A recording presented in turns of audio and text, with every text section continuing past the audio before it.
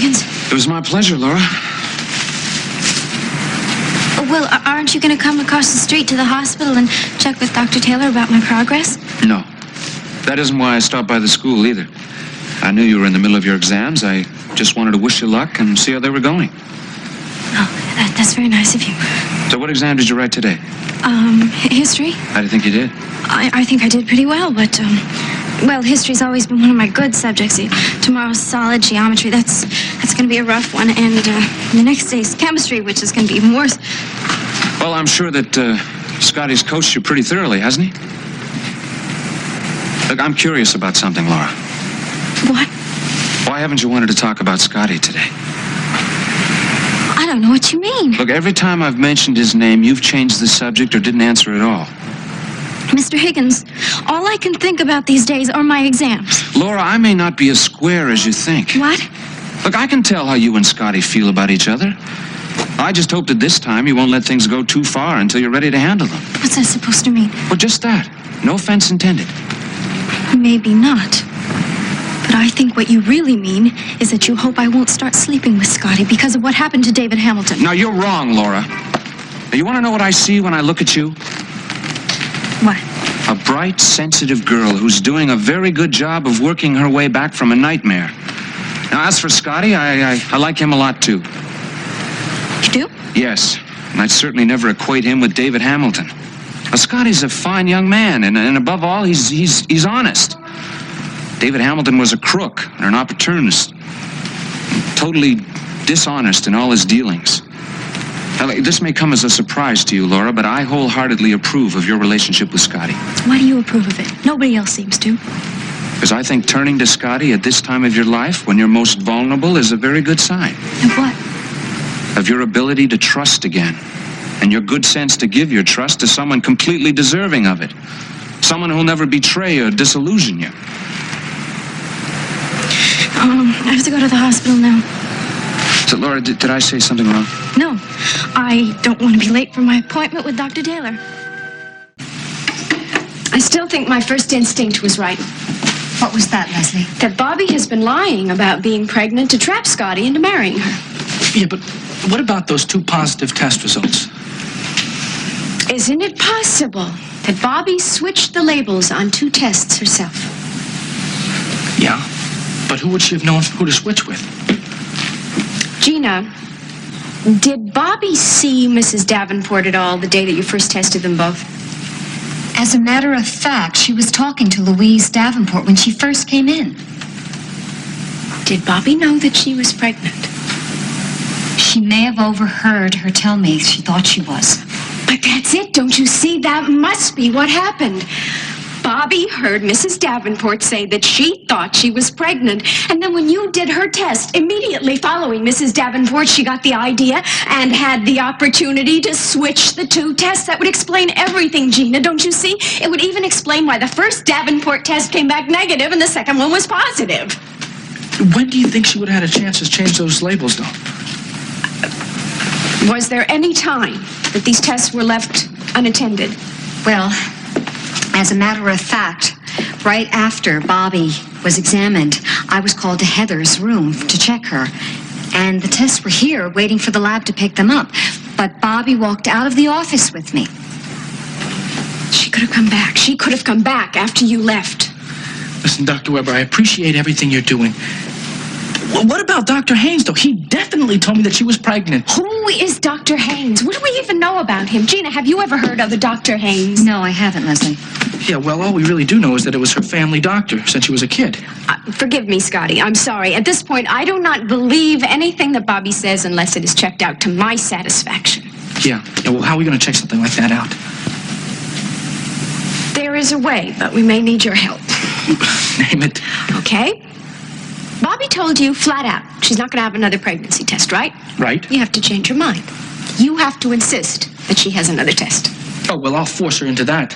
And this second test is the only way that I'm going to prove whether I have to marry her or not. And I'm still a little bit curious about our Dr. Haynes.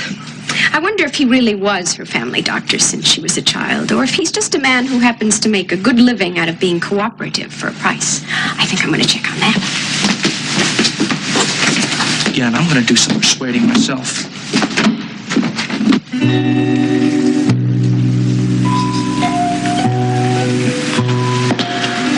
Yeah, but even so, I still feel cheated. I don't get to give my little sister away. Just want to get Scotty out of Port Charles as soon as possible. If it were up to me, Luke, we would have gone tonight. Yeah, where is the blushing bridegroom anyway? Probably trying to get dear little Laura to talk to him. Do you believe he actually wanted to wait till tomorrow to leave so that he could go to his classes? Oh, that's great. Well, how'd you talk him out of it? I badgered him till he gave in. Luke, I can't wait around for Gina Dante to get back that negative report on Mrs. Davenport. She might suspect that the test got mixed up, and then she might trace it back to me. Dear Mrs. Davenport. Oh, I wish I could see her face when that test result comes back and says that she is not pregnant. She was so sure of herself. Luke, that's not funny. I just want to make sure that Scotty and I are safely up in Canada by that time, and that he's already said I do.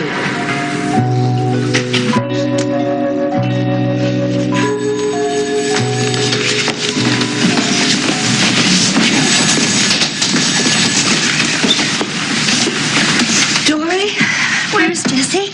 She's up on the 3rd floor. I just relieved her. Have you seen Scotty? No, I haven't.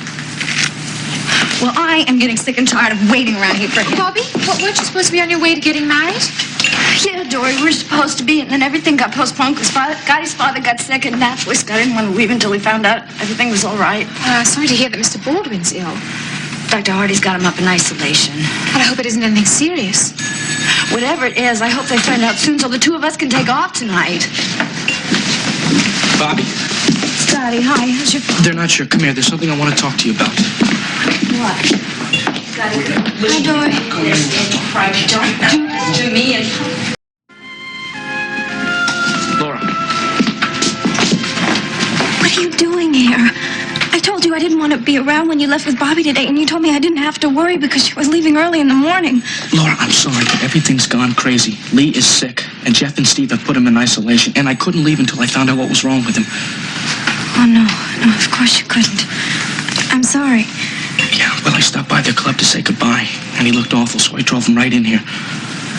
Is there anything I can do? No, not really. Thank you for caring. I like your father a lot, and I know he means a lot to you. Laura, listen, there's something else that I have to tell you. What? There is still a chance that things may work out for us, and I won't have to get married to Bobbie. No, don't tell me that. Not until you know for sure. I can't get my hopes up again. Laura, but it could be good news. Your mother is helping me with it. No, Scott, please. Laura, hope is what keeps everything alive. Come on, we must never stop hoping. No. If it comes along, we've got to hold on to it, even if it's just for a minute. No, I gotta get to Dr. Taylor's office now. Look, Laura, I'll see you in a little while, okay?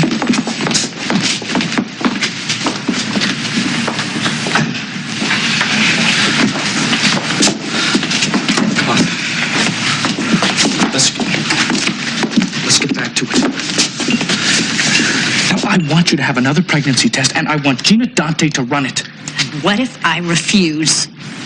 Then I may refuse about a lot of things, too. I don't like your attitude. And I don't like you paying so much attention to Laura in front of people like Dory who know that we're getting married. Well, you better get used to it, because I told you that I was going to go on seeing as much of Laura as I possibly can. Now, are you going to take that test, Bobbie? Yes or no?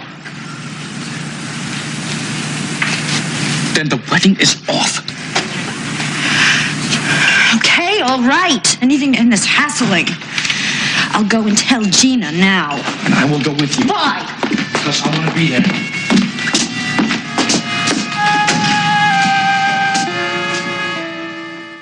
Why do you fight the hope that Scotty held out for you? Because I could never get through another disappointment. Never.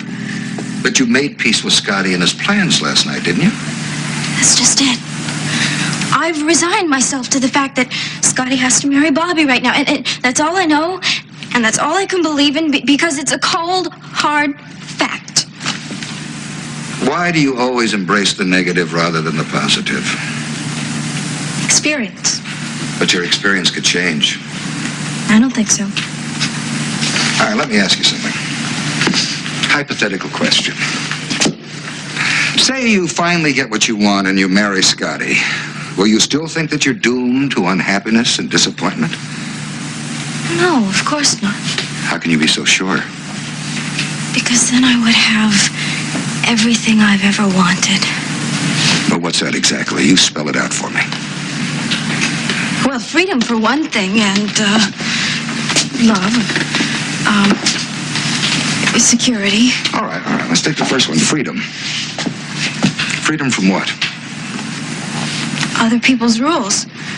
But there'll always be rules to live by. No, I'm talking about the rules that make me feel like a child, like a curfew. And I don't mean this personally, but having to come here and see you every day, those are all other people's rules that I have to live by. Well, don't you think there'll be rules and guidelines when you're married? Maybe, but those are different. Different only that you haven't had to deal with them yet. But if you're with someone you love, then those other things just take care of themselves, don't they? No, they don't. They still have to be dealt with consciously. Laura, you're looking at marriage as a happy ending to a fairy tale, but it's not like that, believe me. It's a working relationship that requires a great deal of work. You know, you tell me that I'm negative, but I don't think your attitude about marriage is very positive. I think marriage is the best system invented for two people who want to live together and raise a family. But there are built-in problems. No, come on. Now listen to me. Problems that arise when two people try living together in harmony 24 hours a day, 365 days a year. I mean, there are times when even the most happily married people want to scream and climb the walls. And you have to have some built-in security to deal with times like that. All right, now, you mentioned security as one of the blessings of marriage. Tell me what you mean by security.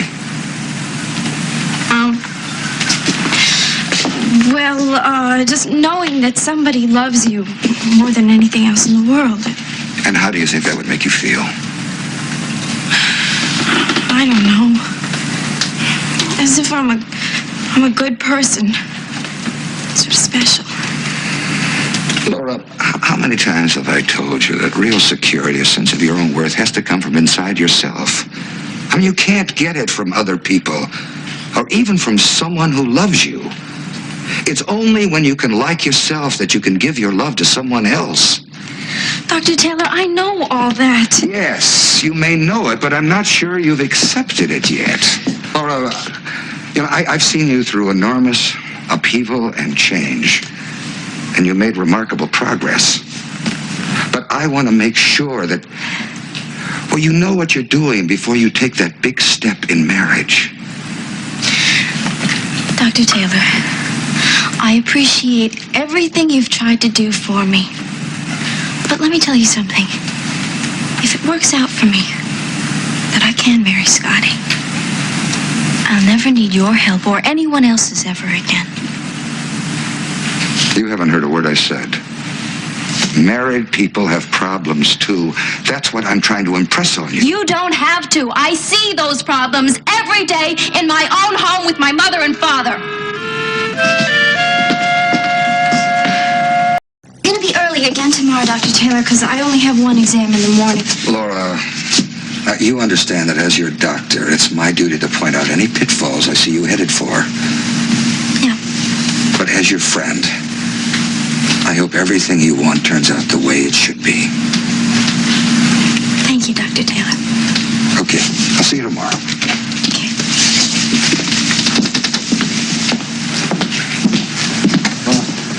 Hi. Is everything okay? Yeah, but I don't want to talk about that hope you were talking about earlier. All right? What is it? Laura, there's something I want to give you. And I want you to keep it this time as kind of a good luck charm. What is it? No, Scotty, please. No, Laura, hold on to it. I mean, you don't have to wear it. But it's kind of a symbol of that hope for the both of us. Thank you, Scotty.